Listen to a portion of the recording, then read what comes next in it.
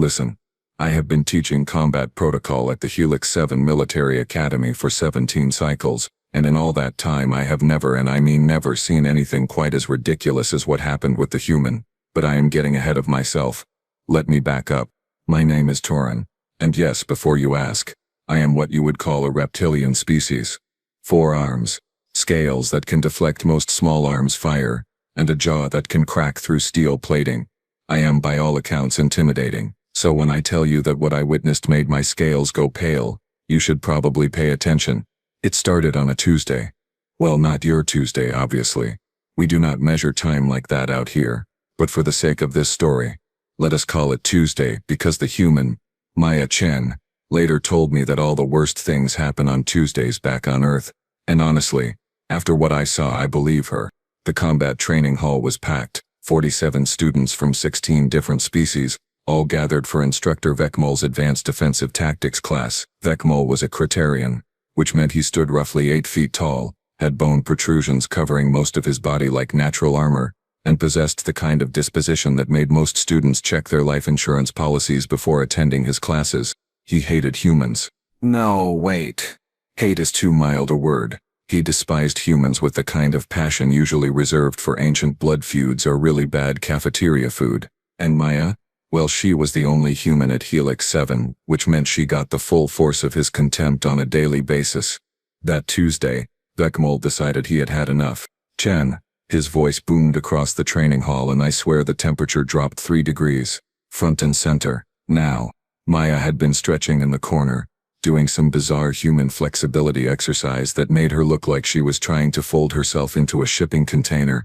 She stopped, stood up, and walked over with this casual stride that suggested she had all the time in the universe. Her dark hair was pulled back in what she called a ponytail, her training uniform was spotless, and her face, completely neutral. That should have been Vekmol's first warning. You have failed every single combat simulation for 3 months, Vekmol snarled, leaning down so his face was level with hers. Bone spurs on his chin scraped against each other, making this awful grinding sound. Your species is weak, fragile. You have no natural weapons, no armor, no enhanced senses. You are prey pretending to be predators. Around the hall, other students shifted uncomfortably. Clela, an insectoid from Sector 9, clicked her mandibles nervously. Baraz, whose avian species prided themselves on honor, ruffled his feathers in what I had learned was disapproval.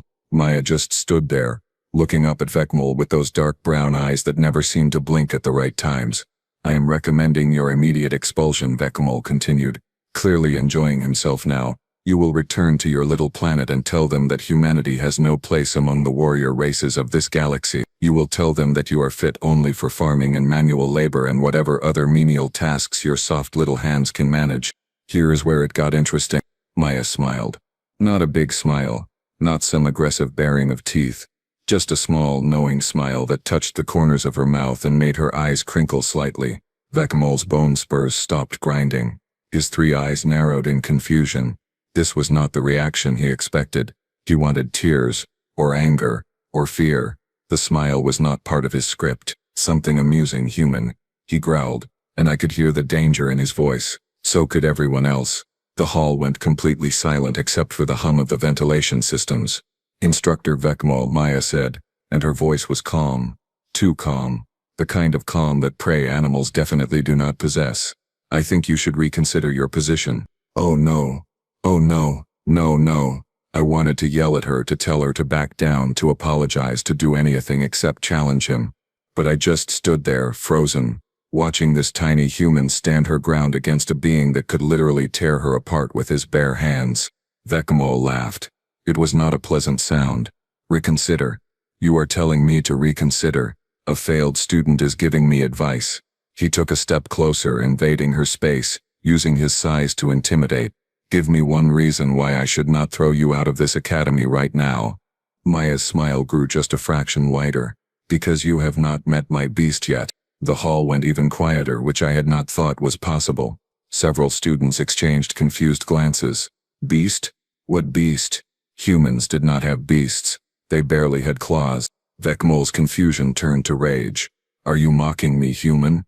Not at all, Instructor, Maya replied, still with that infuriating calm. I am simply suggesting that before you threaten me again, you should meet him. Kaiser does not like it when people threaten me. He gets, well, protective. Kaiser? Vekmol repeated the name like it tasted bad. What manner of weapon is this Kaiser? Some pathetic human technology? A drone? A robot? No, Maya said softly, and for the first time I saw something flicker in her eyes. Something that made my survival instinct scream. He is family, and that is when everything went completely insane. Okay, I know what you are thinking. Torren, you said this happened on a Tuesday, and now you are jumping back 3 months. What kind of story structure is this? Trust me, you need context. Because what happened next makes absolutely no sense without understanding how we got there. Maya Chen arrived at Helix 7 on a transport ship from Earth, carrying exactly 2 bags and wearing an expression that I can only describe as mildly interested. Not excited, not nervous. Just interested, like she was visiting a moderately entertaining museum instead of joining the most prestigious military academy in 7 sectors. The docking bay was crowded with new students. There was Hector, a Molossian whose species was literally made of living stone. There was Synthe, whose people could generate electromagnetic pulses from their bodies. There was Quilla, whom I mentioned earlier, whose exoskeleton could withstand pressures that would crush most ships. And then there was Maya, 5 foot 6 inches of soft skin and fragile bones and absolutely no visible natural defenses whatsoever. We all thought the same thing. She would not last a week.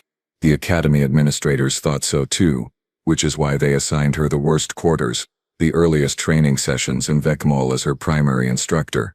It was not official policy to weed out the weak, but it was not official policy either, if you know what I mean.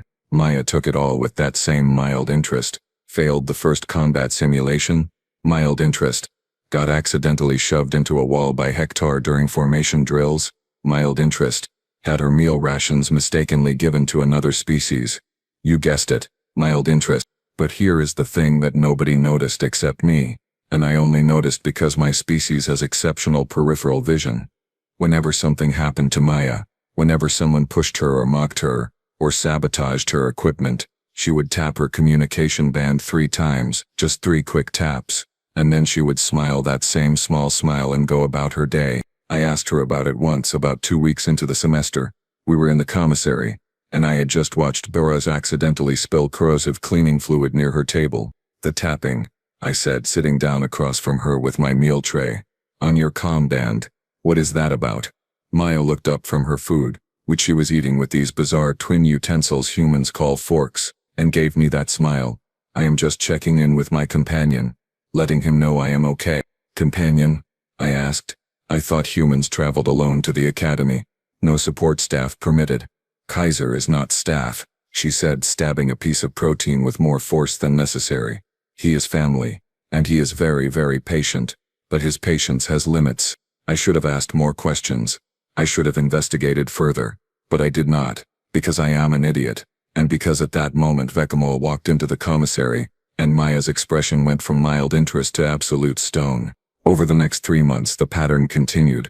Maya failed every combat simulation. She never complained. She never fought back against the constant harassment. She just tapped her comm band, smiled and waited. The other students started to relax around her. If Maya was going to break, she would have broken by now.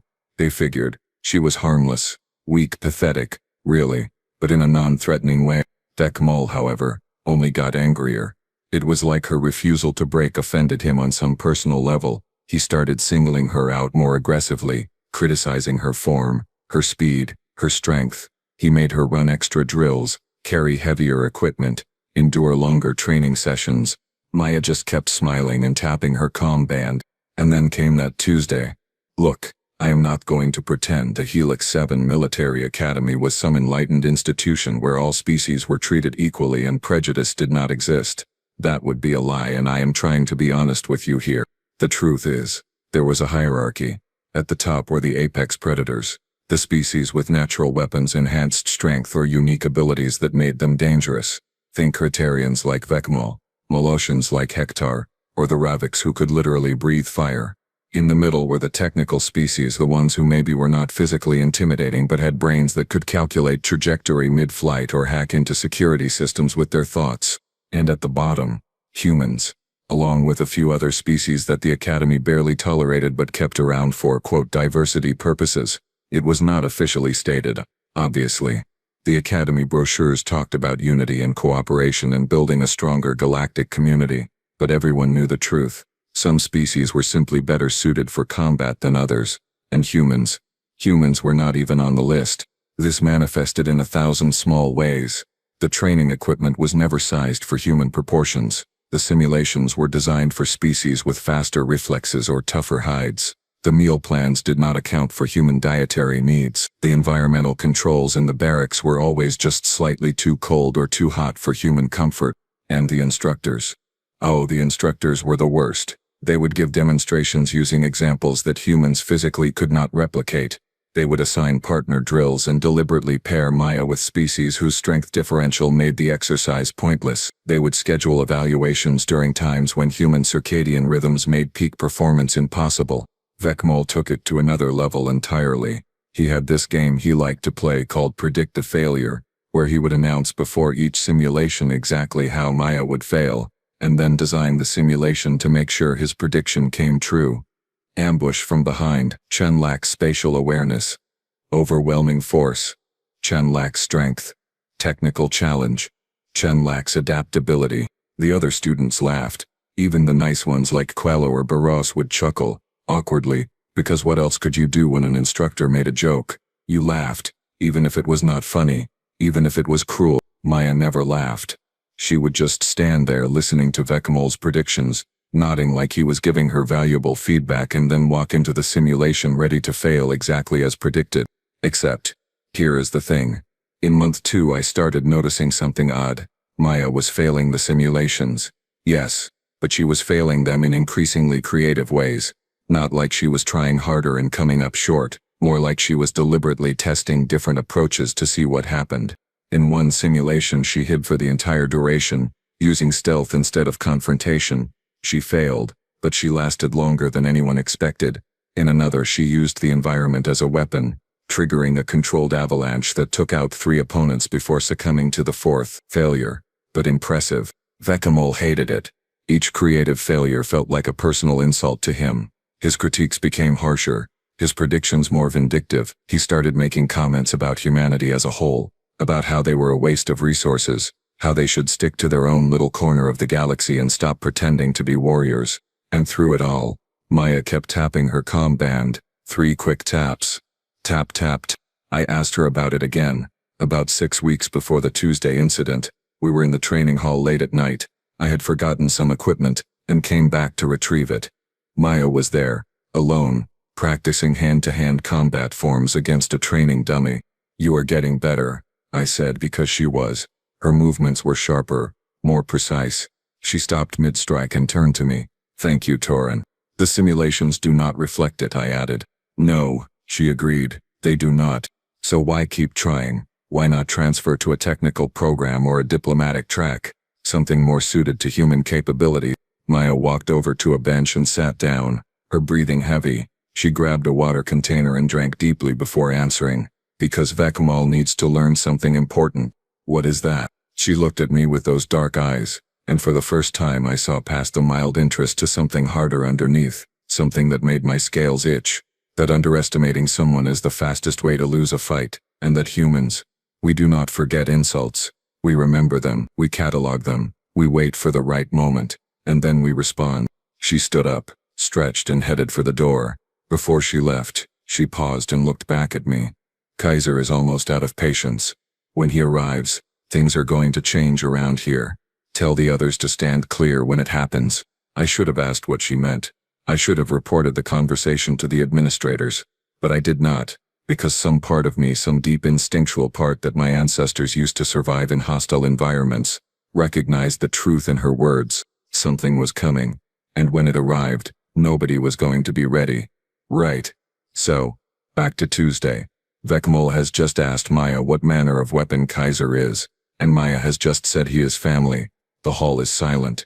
Everyone is watching, and I am pretty sure my hearts, plural, are beating fast enough to power a small shuttle. Vekmol's bone spurs started grinding again, which was never a good sign. His 3 eyes narrowed until they were almost slits. Family. He repeated slowly, like he was tasting the word and finding it disgusting. Your species is even weaker than I thought if you consider weapons to be family. He is not a weapon, Maya said, and her voice was still calm, but there was an edge to it now, a sharpness. He is a companion, a partner, a friend, and you have spent 3 months insulting, threatening and bullying me while he has been waiting very patiently for permission to come here. Permission? Mal laughed again. From who? You? A failed student has no authority to grant permission for anything. Not from me, Maya said. From quarantine and customs. Turns out, galactic authorities get very nervous when humans want to bring certain Earth species off-world. Lots of paperwork, lots of medical checks, lots of questions about safety protocols. She paused, and that smile came back. But as of 0900 hours this morning, Kaiser was cleared for Station Helix 7. He should be here any minute now. Vecmol had had enough. I could see it in his posture, in the way his bone spurs flared out, in the way his massive hands clenched into fists. He was going to hurt her, not kill her, probably because that would mean too much paperwork, but hurt her badly enough that she would withdraw from the academy voluntarily. He took a step forward, raising one hand with claws extended. You insolent little prey animal. I am going to teach you respect the hard way. Maya did not move, did not flinch, just stood there, looking up at him with that expression of mild interest that I now realized was not interest at all, but rather the look of someone waiting for a show to start. Last warning, Instructor, she said softly. You should meet my beast before you threaten me again. Vecmol's hand came down in a strike that would have sent Maya flying across the hall if it had connected. But it did not connect, because at that exact moment the reinforced blast doors to the training hall, doors that were designed to withstand small arms fire and could only be opened with proper authorization codes, exploded inward with a screech of tearing metal. Every student in the hall jumped. Quella actually teleported 3 feet to the left, which I did not even know she could do. Eros went airborne instantly, wings snapping out in panic. I hit the floor, all 4 arms over my head, convinced we were under attack. The doors crashed to the ground, throwing up dust and debris. Through the smoke and chaos, something massive moved, something low to the ground, something that growled with a sound that made every predatory instinct in my body scream danger. And then it walked into the light. I am going to do my best to describe what I saw, but you have to understand, my species has no frame of reference for this. The closest comparison would be a Ravix hunter beast, but that is not quite right. Or maybe a Kelthon warhound, but those are reptilian, and this was definitely not reptilian. The creature was roughly 4 feet tall at the shoulder and maybe 6 feet long. It had 4 legs, each ending in paws that clicked against the metal floor. Its body was covered in fur, brown and black and tan, thick enough to provide insulation but short enough to see the muscle moving underneath. Its head was triangular with pointed ears that swiveled independently, tracking every sound in the hall. But the eyes. Oh, the eyes. They were brown, like Maya's, but where hers showed mild interest, these showed absolute focus. Predatory focus. The kind of focus that said this creature knew exactly where every living being in the room was located and exactly how long it would take to reach them. Its mouth was partially open, revealing teeth that were clearly designed for tearing meat, not the specialized teeth of herbivores, not the grinding teeth of omnivores, carnivore teeth, predator teeth. And from that mouth came a growl that resonated in frequencies I did not know I could hear. The creature wore some kind of armor. Black material that covered its body without restricting movement. On its side was a symbol, what I later learned was the flag of a nation called Germany from Earth, and around its neck was a collar with a communication device that matched the one on Maya's wrist. It locked eyes with Vecmol and the growl intensified. Every single survival instinct I possessed screamed at me to run, to hide, to do anything except stay in the same room as this creature. And then Maya spoke. Kaiser, heal. The creature immediately moved to her side, pressing against her leg while never taking its eyes off Vecmol. Its growl lowered in volume but did not stop entirely. Up close I could see that it was even more muscular than I initially thought, built like a coiled spring ready to explode into violence. Class, Maya said in a conversational tone, like she had not just unleashed a nightmare into our training hall. Meet Kaiser. He is a German shepherd from Earth. We have been partners for 6 years. He has training in protection, detection, tracking and combat. He responds to 47 different commands in 3 languages, and he does not like people who threaten me. Vecmol had frozen in place. His hand was still raised from his interrupted strike, but now it trembled slightly. His 3 eyes were fixed on Kaiser with an expression I had never seen on his face before. Fear. Real, genuine fear. This, Vekmol said slowly, this is against regulations. Animals are not permitted in the academy. Kaiser is not an animal, Maya replied calmly. He is a trained military working companion. Earth submitted the proper documentation months ago. The academy approved it this morning. Check your messages.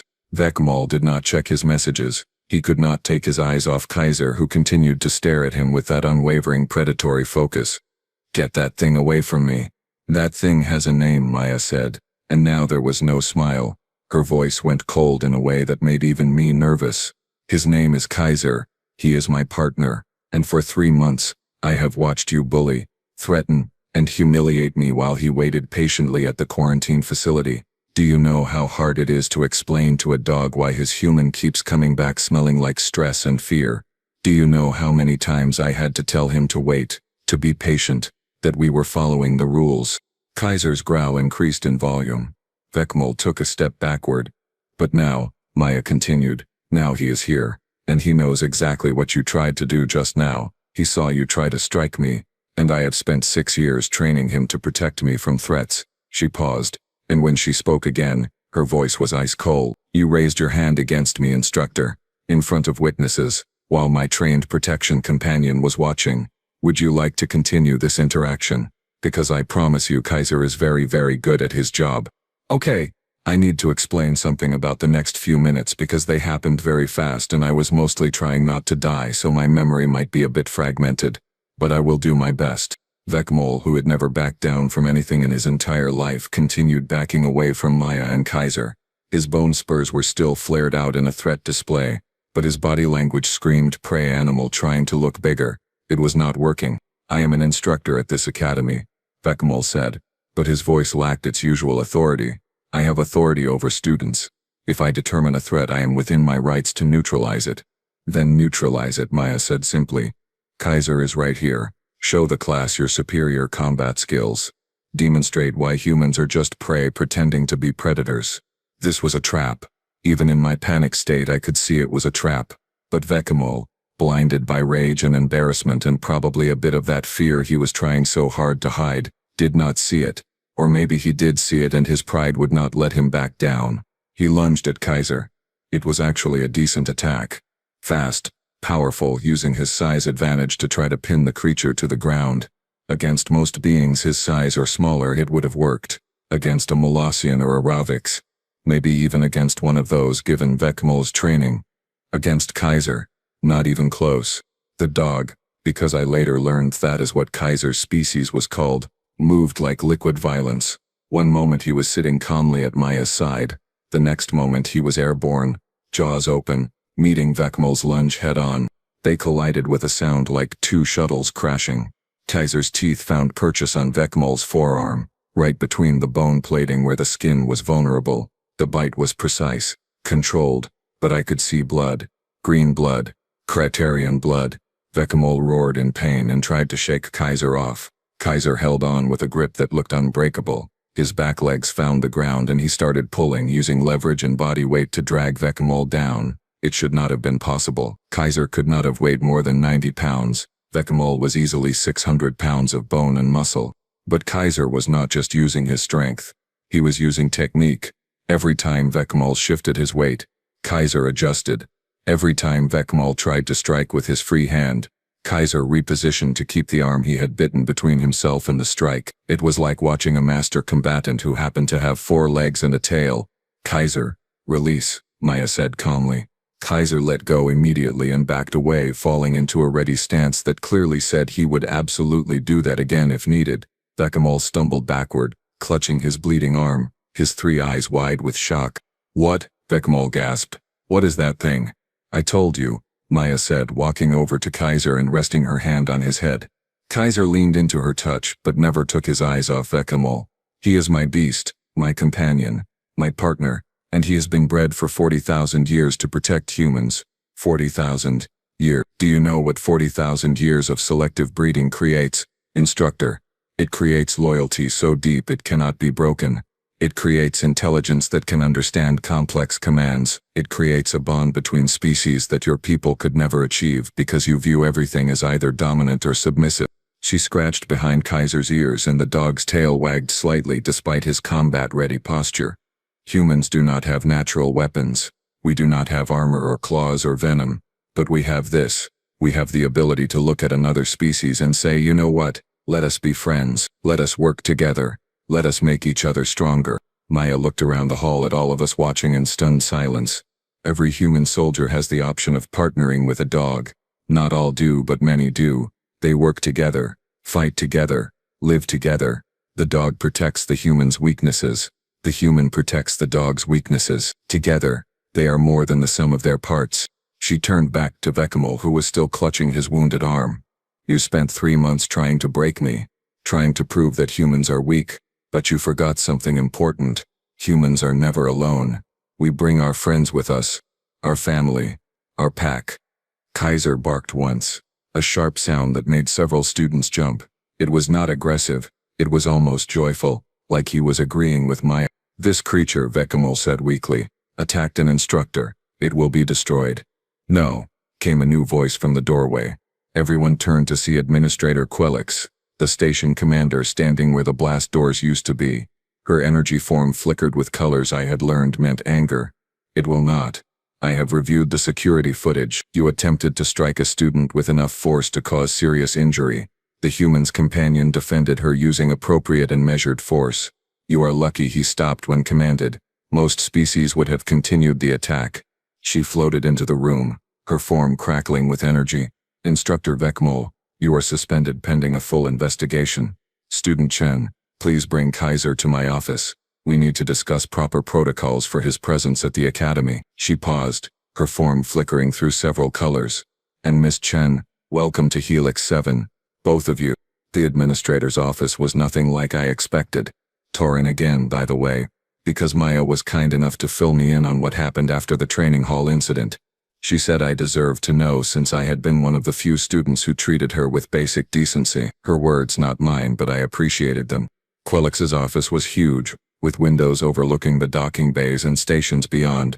Holographic displays showed security feeds, class schedules, and what looked like medical reports. Kaiser sat calmly at Maya's feet, his armor removed, looking less like a combat nightmare and more like, well, like a regular animal. A regular, very alert animal whose eyes tracked every movement in the room.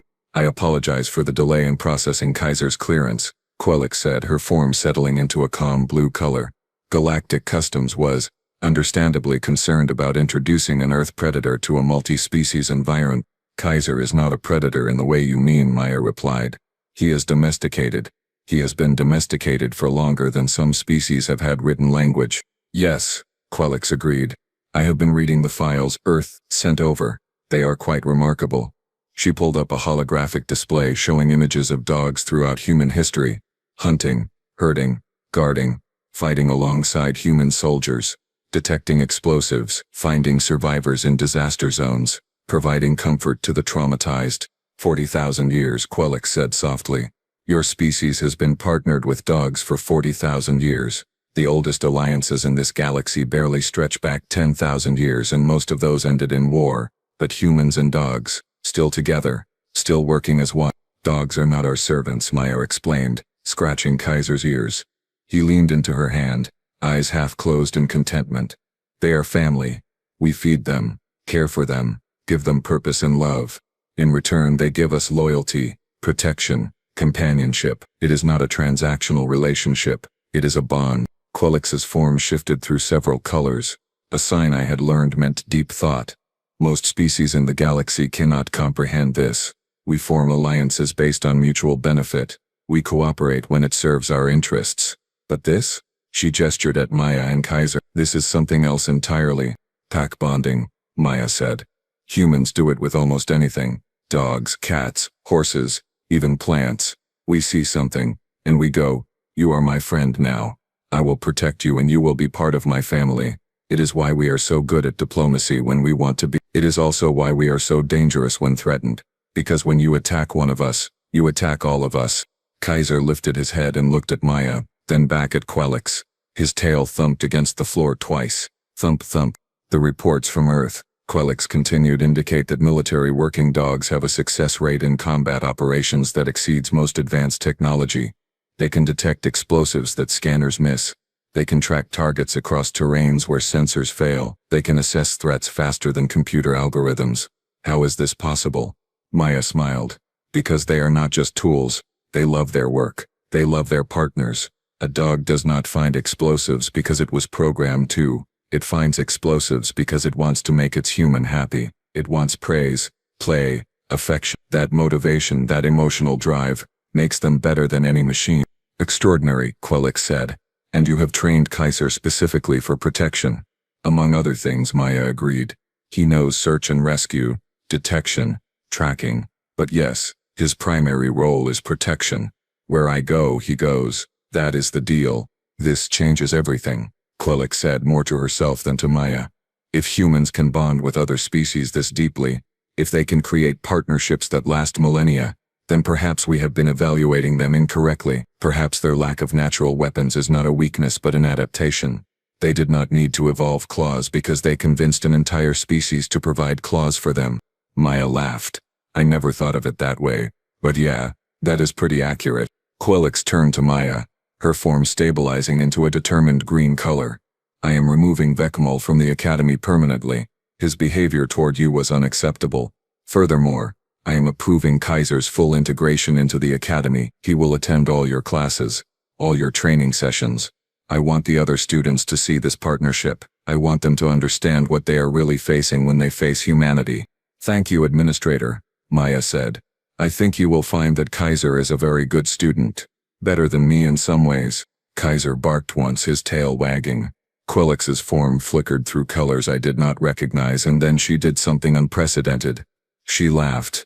I did not know energy beings could laugh, but there it was, a sound like wind chimes in a storm. Ms. Chen, I think you and Kaiser are going to do just fine here, and I think the rest of the galaxy needs to update its understanding of humanity, because a species that can inspire that kind of loyalty. She gestured at Kaiser, who had now rolled onto his back for belly rubs, looking utterly non-threatening. A species that can turn predators into family. They are far more dangerous than we ever imagined. Word spread fast about what happened in the training hall. By the time Maya and Kaiser returned to the barracks, everyone knew. Within a day, every student at Helix 7 knew. Within a week, the story had spread to other stations, other academies, other sectors. The human who brought her beast. The tiny soft creature with no natural weapons who had a predator as family. The student who had smiled while being threatened because she knew backup was coming. Reactions were mixed. Some species were horrified. The Kelthar Collective filed a formal complaint about allowing dangerous Earth fauna into a controlled environment. The Radix clans demanded additional security measures. The Molassian Alliance suggested that Maya and Kaiser be confined to isolated training areas. But others were fascinated. Clela started asking Maya questions about the human-dog bond, trying to understand how two species could work together so seamlessly. Baros requested permission to observe Kaiser's training sessions. Even Hector, who had been one of the worst bullies, approached Maya with something resembling respect and asked if Kaiser would demonstrate his tracking abilities. Kaiser, for his part, seemed to enjoy the attention. He attended every class with Maya, sitting calmly during lectures, participating enthusiastically in physical training. The instructors, new instructors since Vekmal's departure, quickly learned that Kaiser's presence improved class discipline significantly. Nobody wanted to start trouble with the human when her 90-pound backup was watching. The combat simulations changed too. When Maya requested that Kaiser be allowed to participate, the administrators agreed, curious to see how the partnership would perform. The results were, well, unprecedented. Remember how I said Maya had been failing every simulation for 3 months? That stopped immediately. With Kaiser by her side, Maya passed simulations that had been designed for species with twice her strength and 3 times her speed. Kaiser would scout ahead, detect hidden threats, provide flanking support. Maya would coordinate strategy, provide ranged attacks when needed, adapt tactics on the fly. They moved like one being split into 2 bodies. When Maya went left, Kaiser went right, automatically covering her blind spot. When Kaiser alerted to danger, Maya immediately adjusted position, trusting his senses over her own. They did not need to communicate verbally. A gesture from Maya, A glance from Kaiser, and they both knew the plan.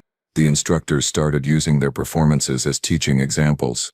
This is coordination. This is trust. This is what partnership looks like when done correctly. Other students tried to replicate it, forming teams, attempting to achieve that same seamless cooperation. Some succeeded to varying degrees. None came close to what Maya and Kaiser demonstrated. I asked Maya about it once, about 3 weeks after the incident.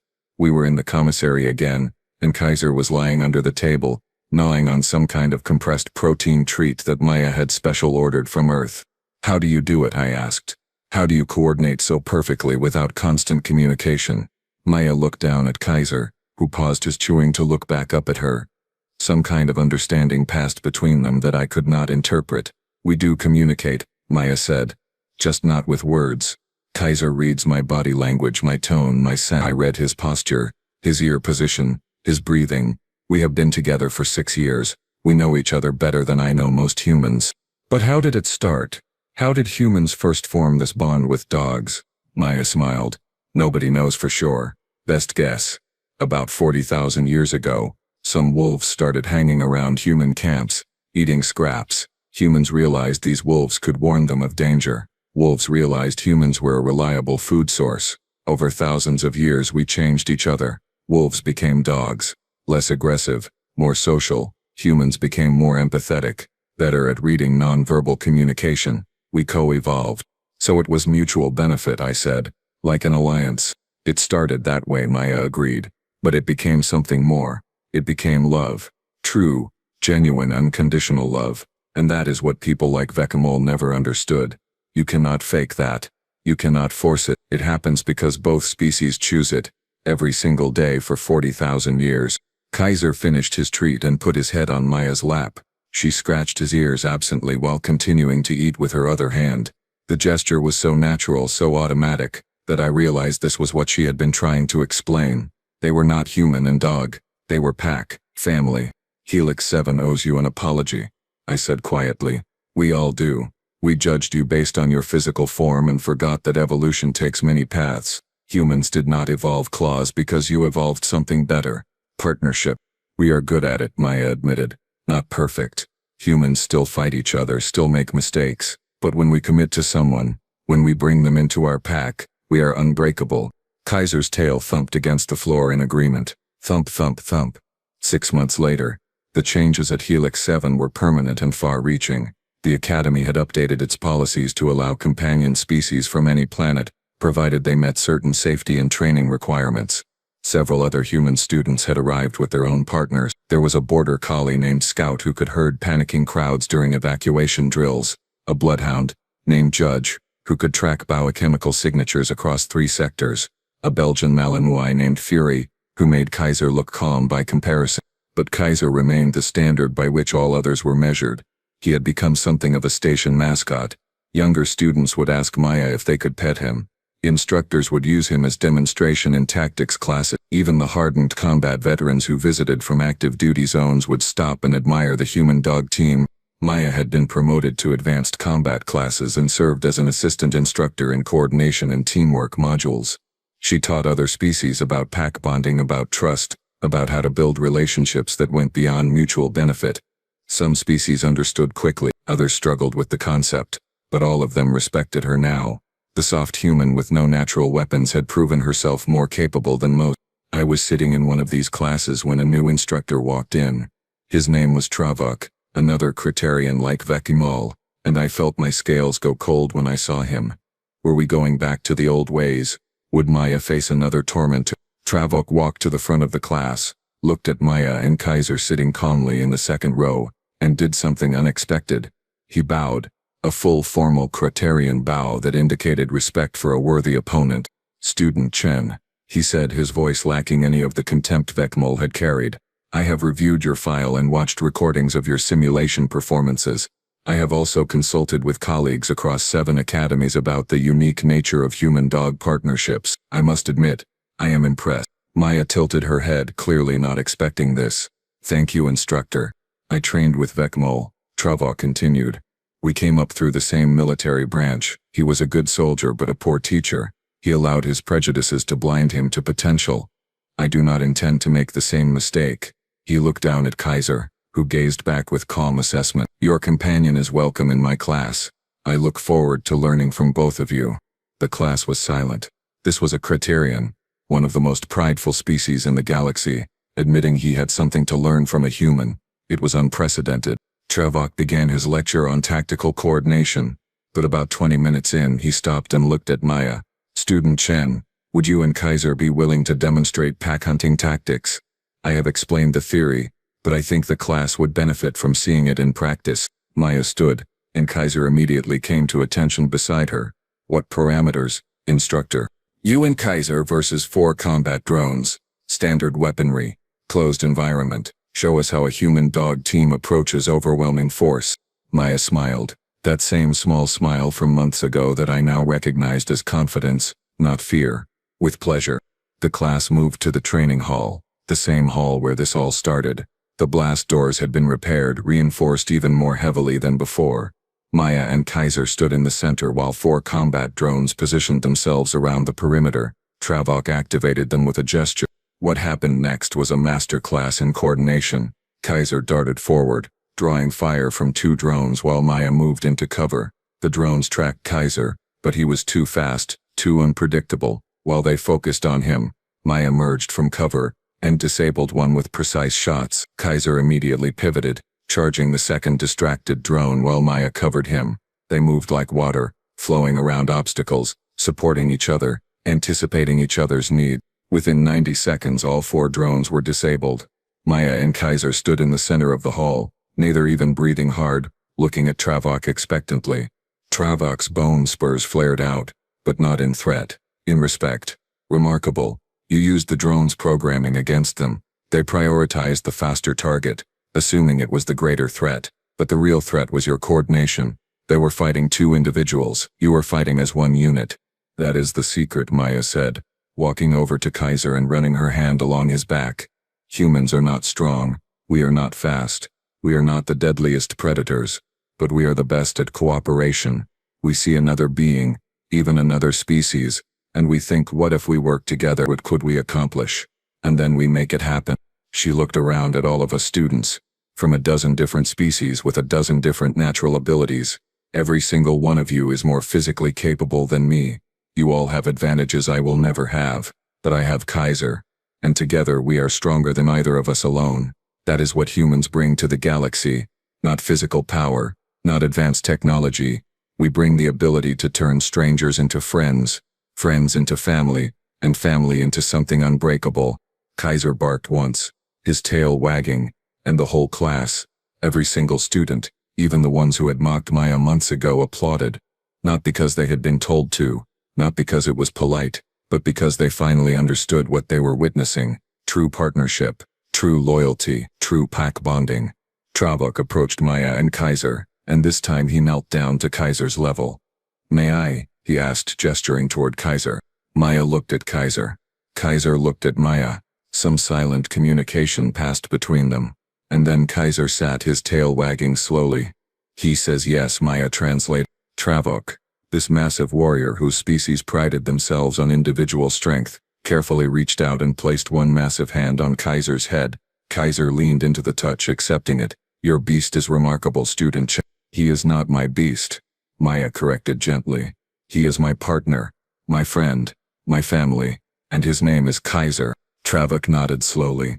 Kaiser, I will remember. He stood and addressed the whole class. Today you have learned that strength comes in many forms. Physical power is one form, but loyalty, trust, partnership, these are strengths that can surpass any natural weapon. Remember this lesson. Remember that the greatest warriors are not always the strongest, the fastest, or the most dangerous. Sometimes the greatest warriors are those who never fight alone. I watched Maya and Kaiser leave the hall together, moving in that synchronized way they had, and I realized something important. Humanity was going to change the galaxy. Not through conquest, not through superior technology, but through this incredible ability to look at another species and say, you are my friend now, let us face the universe together. And honestly, after seeing what Maya and Kaiser could do, I did not think the universe stood a chance. 3 cycles later, The Helix 7 Military Academy graduated its first human-dog combat team. Maya Chen and Kaiser received honors in tactics, coordination, and combat effectiveness. They were assigned to a mixed-species frigate on patrol duty in the outer sectors, and last I heard they were doing excellently. The crew loved Kaiser. The captain said he was the best morale officer the ship had ever had, but more importantly they were together. Human and dog, pack and family, partners who chose each other across the vast gap between species and made something beautiful from that choice. Vekmal, by the way, was last seen working as a freight inspector at a remote mining station. I heard he refuses to work anywhere that allows dogs, which is fine. The galaxy is a big place, and it is getting smaller every day as more humans arrive with their companions, ready to show everyone what real partnership looks like. And me. I put in a request to Earth for information about something called cats. Apparently humans bonded with another predator species thousands of years ago, and the results are complicated. But if it is anything like what I witnessed with Maya and Kaiser, I cannot wait to see it.